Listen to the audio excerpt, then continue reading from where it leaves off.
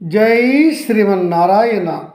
ఈరోజు మనం ధర్మపదం గ్రంథములోని చాప్టర్ 4 విభాగము 152 15వ రోజు ఉదయం యుద్ధం గురించి చెప్పుకుంటున్నాం.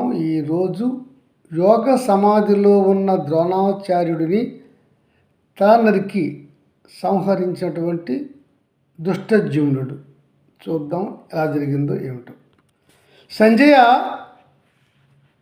నా తండ్రి భీష్ముల వారు శరతల్పముపై ఉన్నారు. అర్జునుడితో కొట్టబడి శరతల్పముపై ఉన్నాడు. స్వర్గానికి వెళ్ళడానికి ఆలోచిస్తూ ఉన్నాడు. నేడు భీష్మాచార్యుడు కూడా యోగ సమాధిలోనికి వెళ్ళిపోయినాడు. దీనికి కారణం ధర్మరాజు అసత్యం ఆడడం వల్లే కదా. అవునా కాదా చెప్పు అన్నాడు మహారాజు సంజయుడితో. మహారాజా, అది కూడా కొంతవరకు వాస్తవమే, కానీ ధర్మరాజు అసత్యం ఆడడంతో బాటుగా సప్తఋషులు వచ్చి చెప్పారు, ద్రోణాచార్యుడికి నీ జీవనరేఖ పూర్తి అయిపోయినది.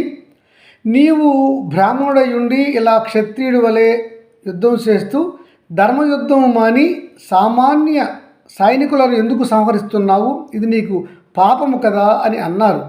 అందువలన ద్రోణాచార్యుడు ఆలోచన చేసి సప్తఋషుల వాక్కులు మరియు ధర్మరాజు ఒక నృత అనృత వాక్యాన్ని హీనస్వరము హెచ్చు స్వరముతో అనడం వల్ల కూడా అతనికి అర్థమైంది ఏంటంటే ద్రోణుడి యొక్క కుమారుడైనటువంటి అశ్వత్థామ మరణించాడని అనుకున్నాడు. దానికి తోడు సప్తఋషుల యొక్క వాక్కు కూడా ఉన్నది కదా. ఈ రెండు కలుపుకొని అతడు ఆలోచించి ఇంకా నాకు ఈ భూమిపైన నూకలు చెల్లిపోయినాయి అని అనుకున్నాడు. కనుకనే అతడు యోగ సమాధిలోనికి వెళ్ళిపోయినాడు. మహారాజా, సత్యం నతత్ ఇచ్చల మభ్యవేతం అని కదా వేద ధర్మం. ఇక్కడ ధర్మరాజు అర్ధ సత్యం చెప్పాడు. వివిధ కారణాల వల్ల ద్రోణాచార్యుడు అక్కడ తన రథంపైనే యోగ సమాధిలోనికి వెళ్ళిపోయినాడు, అస్త్రశస్త్రాలను విడిచి. అప్పుడు యోగ సమాధిలోనికి వెళ్ళిపోయిన ద్రోణాచార్యుడు యొక్క శరీరం నుండి, పైగా శిరస్సు నుంచి ఒక జ్యోతి బయటికి వెడలి అది బ్రహ్మలోకానికి వెళ్ళిపోయింది. అలా ద్రోణాచార్యుడి తల నుంచి ఒక జ్యోతి బయటికి వెళ్ళటాన్ని చూసిన వారు శ్రీకృష్ణ పరమాత్మ, అర్జునుడు, ధర్మరాజు, కృపాచార్యుడు, నేను. ఇంకెవరు కూడా ద్రోణాచార్యుడి యొక్క ఆ దివ్య జ్యోతి అతని ప్రాణము తల నుండి బయటికి వెళ్ళిపోవడం చూడలేదు. ఈ సమయాన్ని చూశాడు దుష్టజుమ్నుడు. ద్రోణుడు ఇంకా మరణించలేదు, చతికిలపడి ఉన్నాడు తన రథం పైన అనుకున్నాడు ఆ దుష్టజుమ్నుడు. అతను వెంటనే రథము దిగి వచ్చి ద్రోణాచార్యుడి యొక్క రథానికి పైకి లంఘించి తన ఖడ్గముతో ద్రోణాచార్యుడి యొక్క శిరస్సును ఖండించి భూమిపైన విసిరేశాడు. అంతకుముందే దుష్టజుమ్నుడి కుమారులను కూడా ద్రోణాచార్యుడు సంహరించాడు.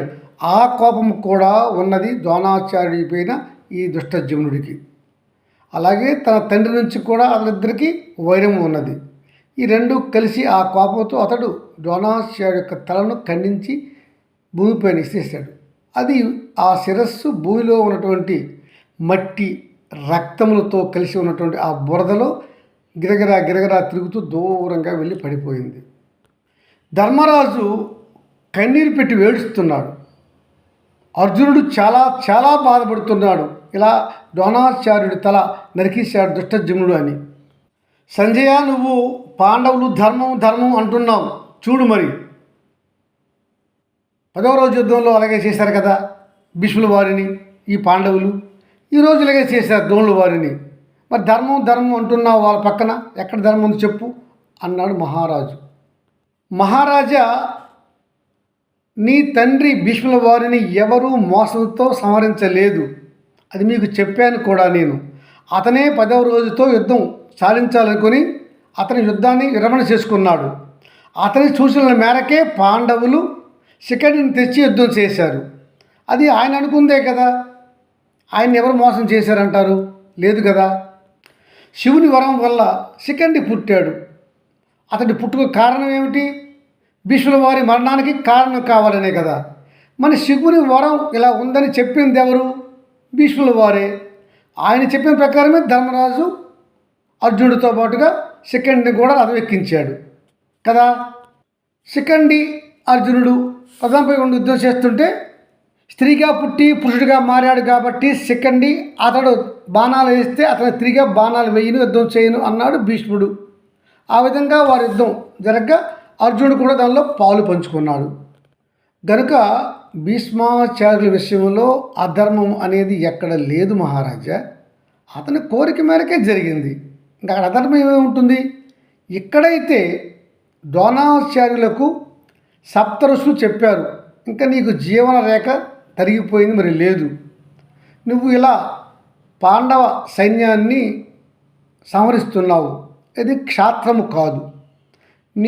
నీకు సరి అయిన వీడితో యుద్ధం చేస్తే బాగుండేది. సామాన్య సైనికులు సంహరిస్తున్నావు కనుక ఇది నీకు పాపం అని చెప్పారు. ఈ విషయంతో బాటుగా ధర్మరాజు ద్రోణాచార్యుడు ముందు సగము అనృతము సగము నృతము చెప్పాడు. అది విని ద్రోణాచార్యుడు యొక్క కుమారుడు అశ్వత్థామ చనిపోయాడని అనుకున్నాడు ద్రోణాచార్యుడు. అందువల్ల అతడు 2 కారణాల వల్ల యోగ సమాధికి పోయాడు. అతడిని ఆ స్థితిలో సంహరించుట అధర్మమే, కానీ సంహరించాడు దుష్టజుమ్నుడు